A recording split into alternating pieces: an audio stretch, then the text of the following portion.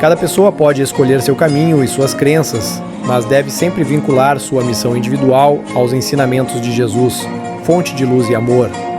É essencial expressar suas convicções com dignidade, ao mesmo tempo em que cultiva a oração para buscar inspiração nos planos superiores.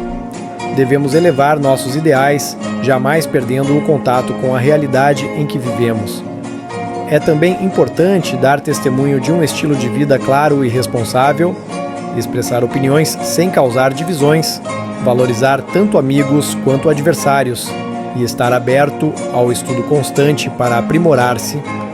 Assim, a obra alia ideal e realidade, intelecto e espiritualidade, servindo para a elevação do espírito e o bem coletivo. Sigamos sempre com Deus. Amém.